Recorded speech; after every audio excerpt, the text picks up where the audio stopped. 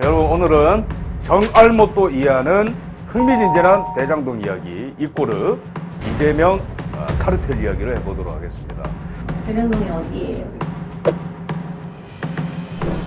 정알못이라 하면 나는 정말로 정치에 관심도 없고 잘 모르는데 요 대장동 또는 이 이재명 이야기만큼은 좀 알고 싶다 하는 분들을 위해서 준비해봤습니다. 그래서 오늘은 대장동에서 무슨 일이 일어났는가, 두 번째는 최측근에 해당하는 유동규는 왜 배신을 해서 이재명한테 천천히 말려 죽이겠다, 지금 이런 얘기를 왜 하고 있으며, 세 번째는 이 저수지라 하면 큰 저수지 얘기를 할 텐데 이 대장동의 화천대유를 통해 가지고 막대한 수익이 거둬들었는데 여기에서 생긴 돈이 지금 어떤 경로로 흘러가고 있는가, 그리고 네 번째, 판도라의 상자, 이 대장동에서 끝나는 게 아니고 대한민국을 뒤덮을 만한 초대형 이 권력형 비리에 대해서 제가 말씀드리도록 하겠습니다. 이 사람 지금 뭐 하는 사람이죠?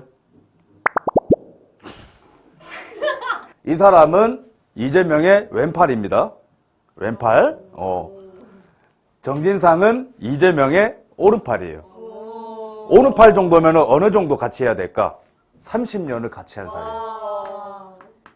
그러면 30년이라 하면 이재명이 변호사 시절 할 때부터 보좌관으로 도와줬다라는 거예요. 그럼 지금 뭐 하고 있죠? 당대표 하고 있죠? 예. 괜찮아요. 좋아요.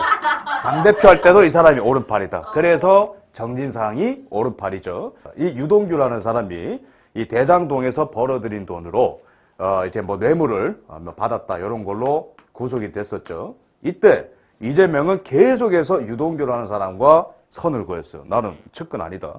측근이라 하면 이재명 왈 정진상, 김용 정도는 돼야 된다고 얘기를 했어요. 그러면 김용이라는 사람은 이재명이 성남시장을 할 때 이 사람은 성남시 의원을 했었어요.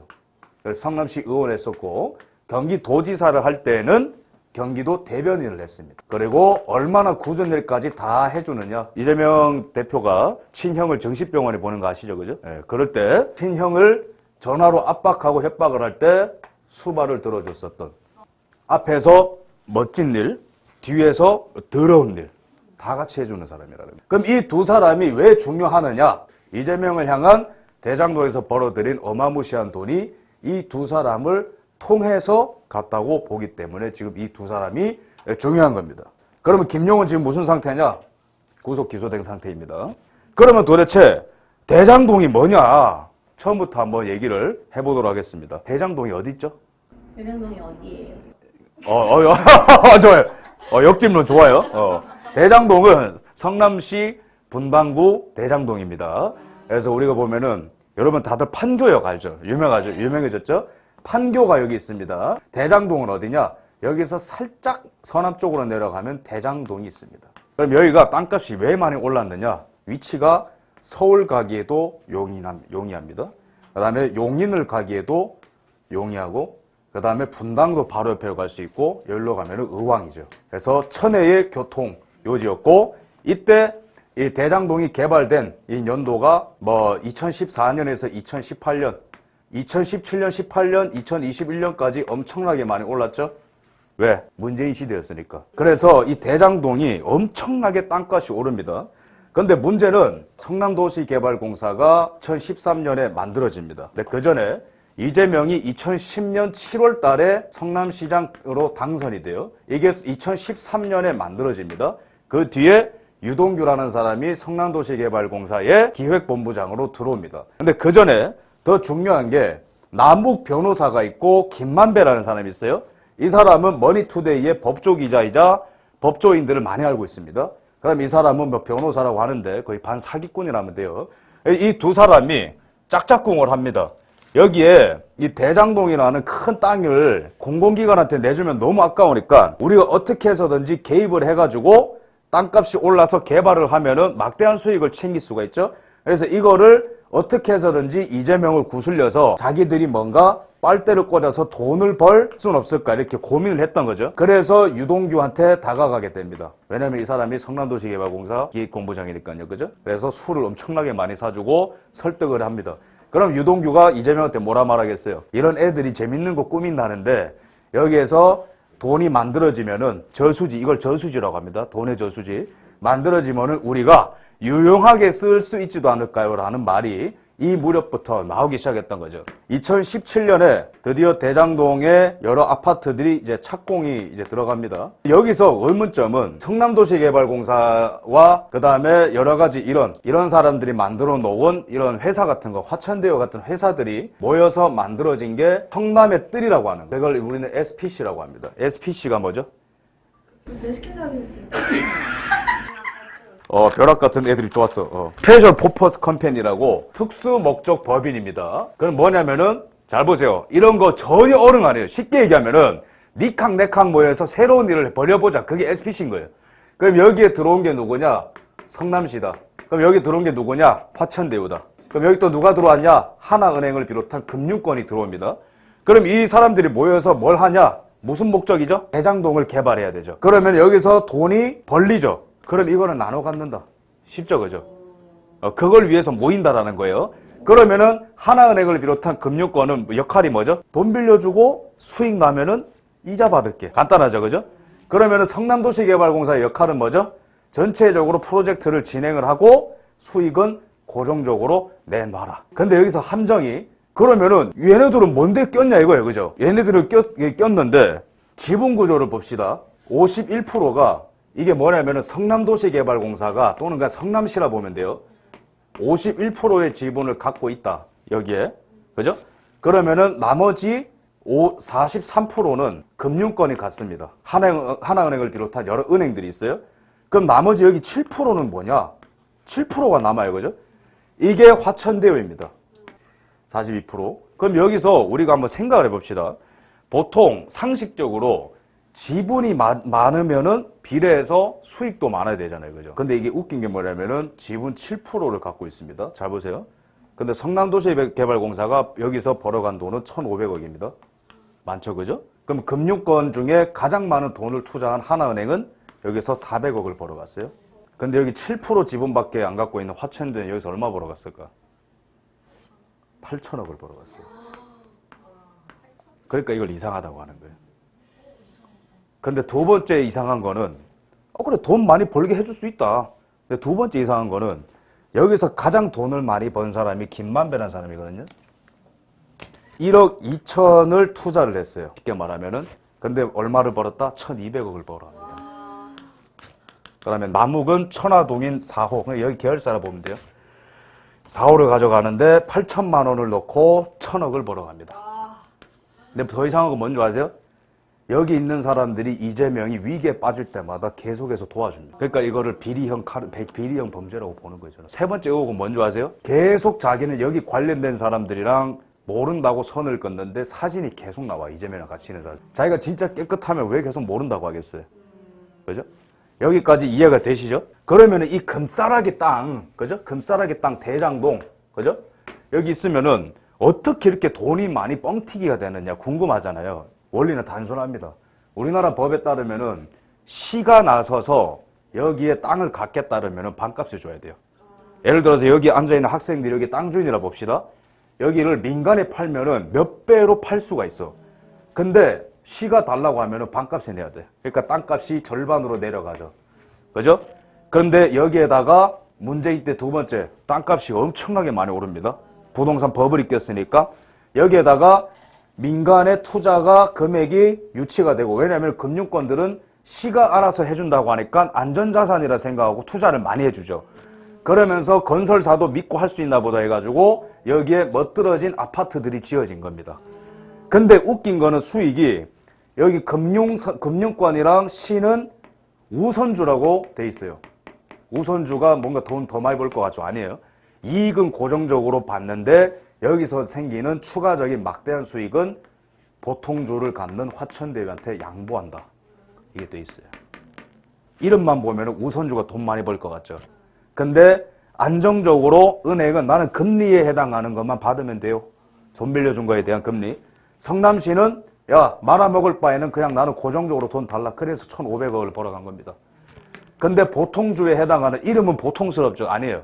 여기서 생기는 추가 분양이익들은 전부 다 화천대유가 가져간다. 그게 계약서에 있는 거예요. 그래서 이 8천억을 벌어간 사람들을 우리는 대장동 일당이라고 해요. 유동규, 남욱, 김만배. 그러면은 여기서 한 가지 질문이 들 거예요. 이러한 막 엄청난 일들을 벌였는데 무섭지 않을까요? 보험이 필요하잖아요. 보험 중에 가장 큰 보험이 누굴까요? 대법관. 이 사람을 고문으로 앉힙니다. 그 다음에 최윤길이라고 하는 성남시 의장을 했었던 사람을 또 불러와가지고 돈을 먹입니다. 최윤길이라는 사람은 화천대유랑 뭔 상관이 있느냐? 한 30억 받아갔거든요. 이 사람이 성남도시개발공사가 만들어질 수 있도록 힘을 써준 사람이에요. 그러니까 이게 무슨 프로젝트냐? 10년짜리 장기 프로젝트였다는 거예요. 잘 보세요. 대장동을 개발하려면 성남도시개발공사가 필요합니다. 이거를 만들었고, 이 사람이 원래 참 웃긴 게 이 사람이 한나라당 의원이었거든요. 근데 이쪽에서 돈을 먹이니까 당적을 바꿉니다. 어디로? 민주당으로. 그러고 요거를 만들어줘서 그 다음에 이재명이랑 김치 담그고 쇼하고 난리가 나요. 장갑 끼고. 너무 냄새가 나지 않아요? 그 다음에 이걸 만들어서 돈을 2017년에 착공했고 2018년부터 이익이 나옵니다. 그러면서 일이 커졌을 때 이거를 디펜스를 해줘야 되니까 법조인들, 권순일뿐만 아니라 검찰총장에 있었던 사람들까지 고문으로 다 앉혀놨어요. 그 다음에 권순일의 활용 가치는 여기서 끝나지가 않고 이재명이 2020년에 선거법 위반으로 재판받았죠. 근데 그때 법관들 판결이 5대 5였거든요. 유죄냐 무죄냐. 근데 권순일이 개입해가지고 한 표를 얹어가지고 무죄가 됐습니다. 상관없다고 할 수가 없는 거예요. 잘 봐요. 1억 엄청난 돈을 벌어갔어요. 1억을 넣고 1200억을 벌어간 사람이 성남시 밑에서 왜 이 사람이 위기에 처했을 때 법관을 매수해가지고 살려줬을까? 이런 일이 발생했고 그 다음에 유동규를 여기에 기획본부장으로 넣습니다. 유동규는 이재명의 열렬한 팬이었습니다. 원래. 왜? 선거운동마다 따라다니던 극성맞은 팬이자 변호사 실력부터 함께 했었던 의형제예요. 유동규는. 그러니까 자기 사람을 여기다가 넣습니다. 그러면서 남욱의 증언에 따르면은 마치 영화 무간도처럼 우리 사람을 여기에다가 넣어서 이 수익 설계를 완성을 했다. 그게 바로 정민용 변호사라고 여기에다가 직원을 넣어버린 거예요. 그럼 여기에 결제를 하는 성남도시개발사 사장 이런 사람들은 밑에 있는 기획본부장, 이 사람이 이재명의 거의 넘버 4라는 걸 알아. 그래서 여기에 사람을 넣어서 회계사 변호사들이 머리를 막 굴려가지고 위험천만한 수익 설계를 해놨어. 결제를 해줄 수밖에 없는 거야, 이 사람이. 해라. 이 사람들이 몇 억을 넣어서 몇 천억씩을 얻었잖아요. 네네. 그러면 누군가는 그만큼의 돈을 잃었다는 건데 최대의 피해자는 누군지 이게 웃긴 게 뭔지 아세요? 이게 왜 제가 장기 프로젝트라고 하냐면은 이 땅을 헐값에 판 사람들이 거의 유일한 피해자라 볼 수 있잖아요. 근데 이 땅 주인이 원래 이 사람입니다. 원래 사는 거예요. 2009년부터.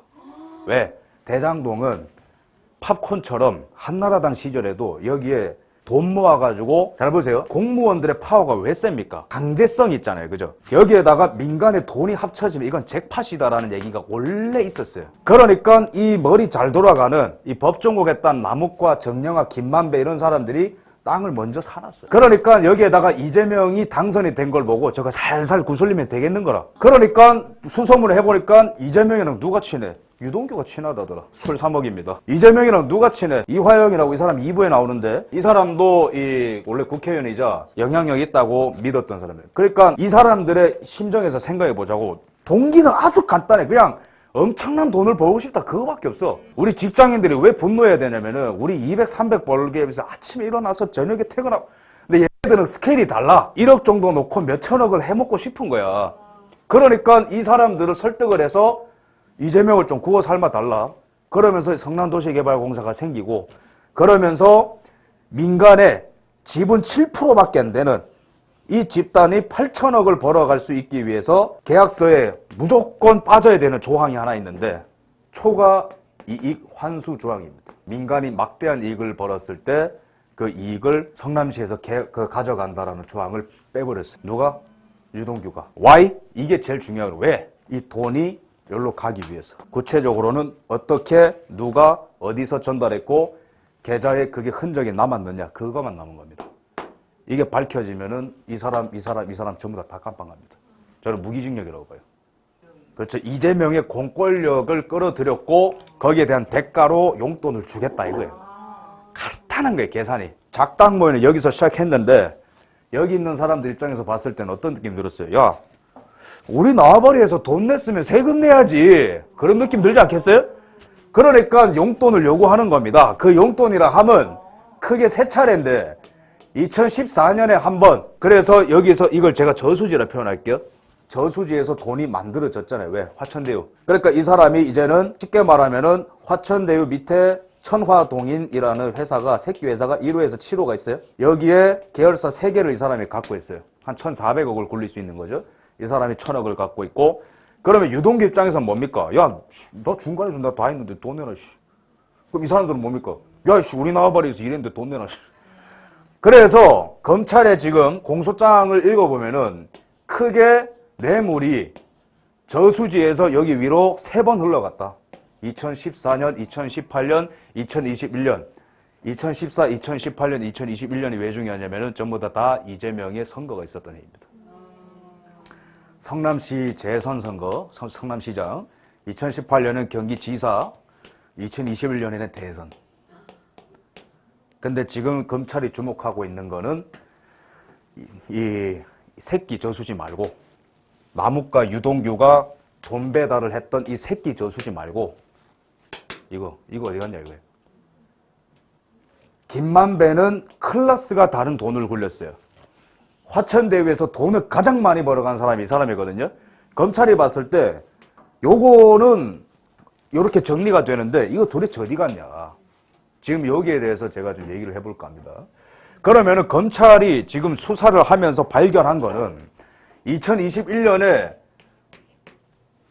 김용이 왼팔이죠. 유동규한테 심부름을 시킵니다. 야, 너네 거기서 많이 햄먹었는데 용돈 내야지 뭐 하는 거야? 지금 선거철인데 혼나고 싶어? 20억 갖다 내. 알겠습니다, 형님. 근데 저한테 돈이 없고 얘네들 계좌 다 있거든요. 그래서 야금야금 나눠서 8억을 받았어요. 8억을 받았는데 이게 시기가 기가 막힌 게 4월에서 8월 달까지 8억을 건네받았습니다. 왜 여기 4개월 동안 받다가 8월 달에 그만뒀을까? 이때 대장동에 첩보도가 나왔거든요. 양측 건달들이 스탑을 한 거예요. 그럼 왜 4월부터 했을까? 이때부터 이재명의 본격적인 대선 레이스가 시작됐거든요. 그래서 기사 찾아보시면은 이재명이 하는 무슨 포럼 이런 게 많아요. 이런 뭐 이러면 멋있어 보이는데 멋있는 게 아니고 전국의 민주당과 좌파들 다 모아가지고 전당대회 하는 거고, 이재명을 중심으로 단결해라. 요렇게 이제 모이는 게 포럼입니다. 근데 이 포럼에 여러 정치인들이 이제 오죠. 제 추측컨대 여기서 생기는 저수지에서 생긴 돈으로 이낙연 말고 이재명을 뽑아달라고 국회의원들을 돈으로 포섭하는 자리라고 저는 생각을 합니다. 여기까지 추론. 근데 이 사람이 지금 엄청난 배신을 때렸는데 최근에 엄청 강한 발언을 했어요. 이재명을 천천히 말려 죽이겠다. 이재명을 천천히 말려 죽이겠다. 왜 이런 엄청난 신경의 변화가 있었는가? 그걸 알아야 됩니다. 이 사람이 작년에 2021년 10월 달에 체포가 됐어요. 왜? 여기서 생겨나는 뭉게뭉게 엄청난 더러운 돈들이 이 사람한테 간 거를 반박을 할 수가 없을 정도로 증거가 많으니까 이 사람이 먼저 잡혀갔어. 잡혀갔는데 여기 있는 두 사람은 안 잡혀갑니다. 어쨌든 이 사람이 잡혀갈 때 정진상이 전화해가지고 동규야 핸드폰 버려라. 핸드폰이 발견되면 다 죽는다. 그리고 이재명도 엄청난 명언을 남긴 적이 있습니다. 여러분들이 만약에 체포가 되면 휴대폰을 무조건 버려야 된다. 뭐 이제 법정모 있으니까 알겠죠. 어쨌든 이 사람이 쉽게 말하면은 느와르 영화처럼 촉대 메고 들어간 거야. 혼자 감옥에. 감옥 갔어요. 근데 이 두 사람은 너무 잘 돼. 왜? 대장동에서 아파트가 지어졌으면은 하나 가져가야죠. 아파트 하나 분양받습니다. 대장동에. 그 다음에 재테크 잘해가지고 김용은 여의도에 아파트 사고 목동에 아파트 사고 난리가 나.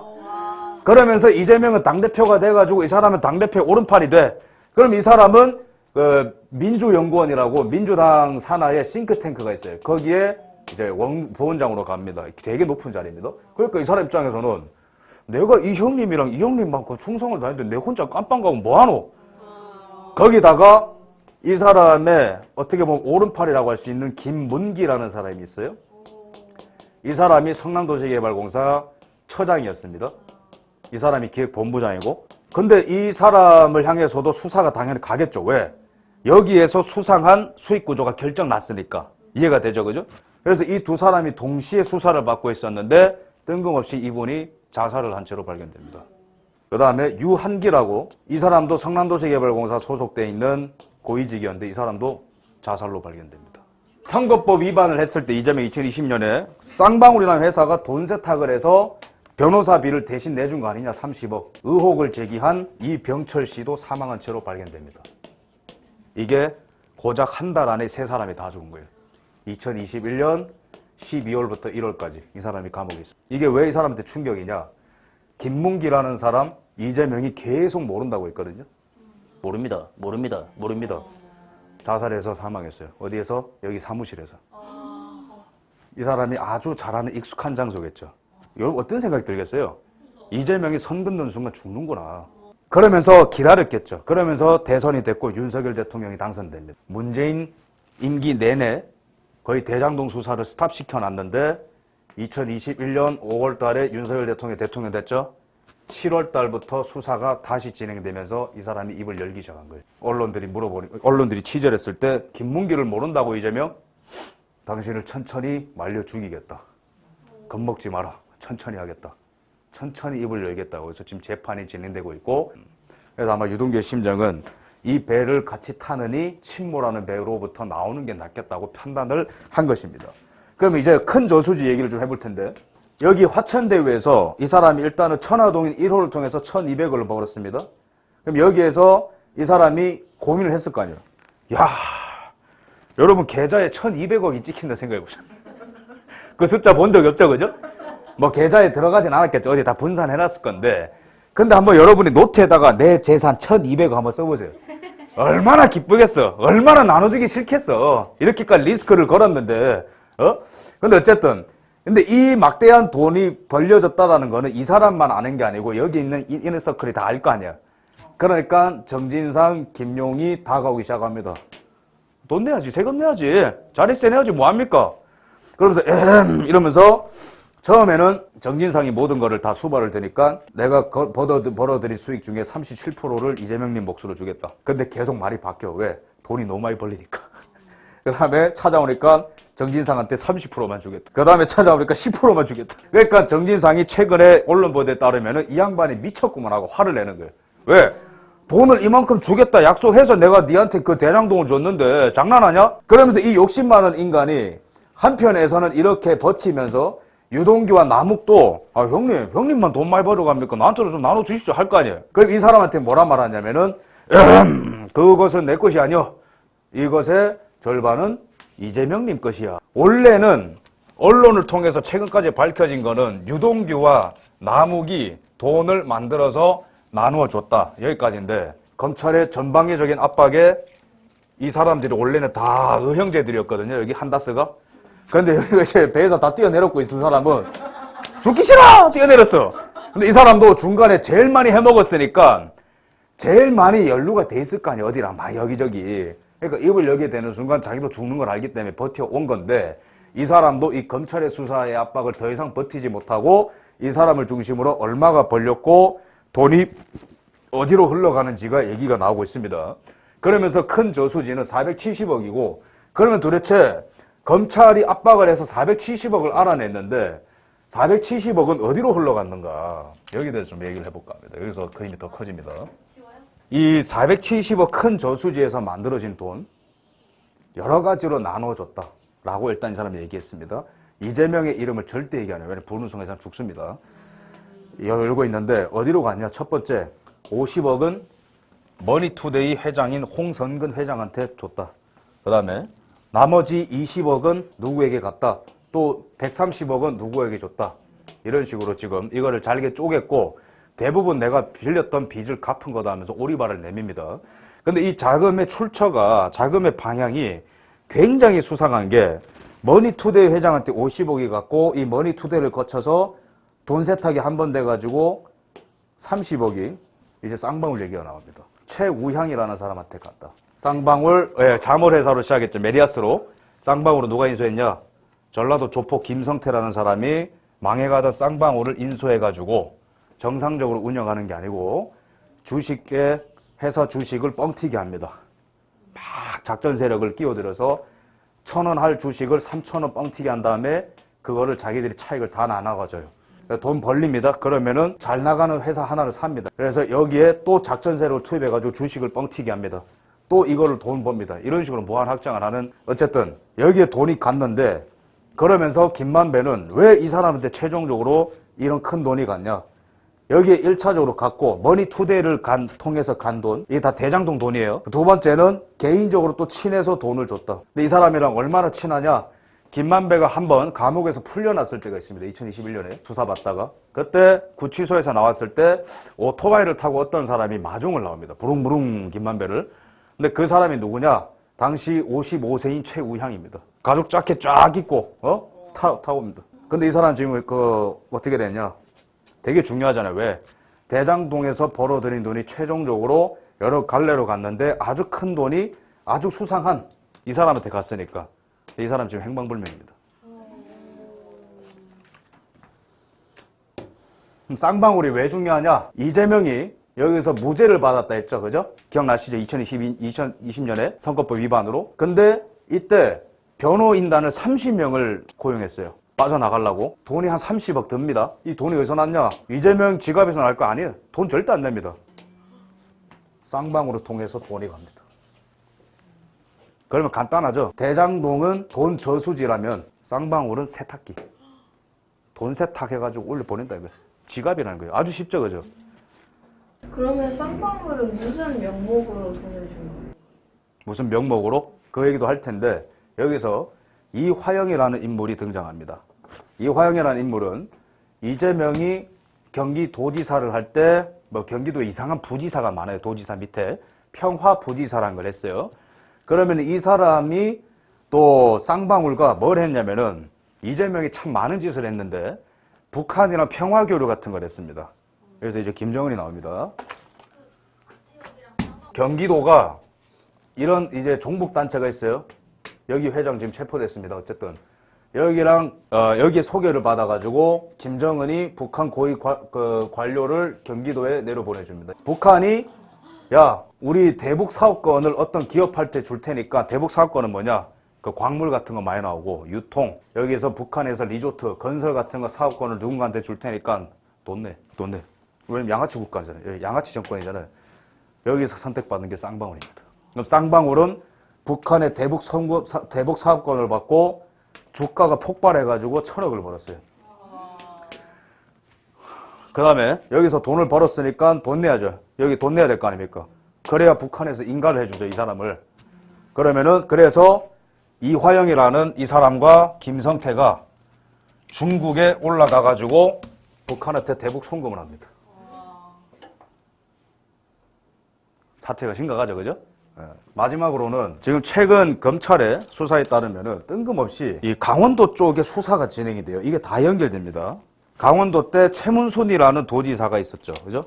근데 최문순이라는 사람이 두 가지로 시끄러웠는데 알펜시아 리조트랑 레고 때문에 시끄럽습니다. 이거는 뭐죠? 평창올림픽을 위해서 급조해서 강원도가 만든, 그래서 이 때문에 빚이 1조가 생깁니다. 아무 수익성이 없어요. 레고랜드, 영국의 멀린사가 이 레고랜드를 갖고 있죠, 그죠? 근데 영국의 멀린사랑 계약을 이상하게 맺어가지고 영국의 멀린사한테 춘천에 있는 중도를 100년 동안 무상 임대를 줍니다.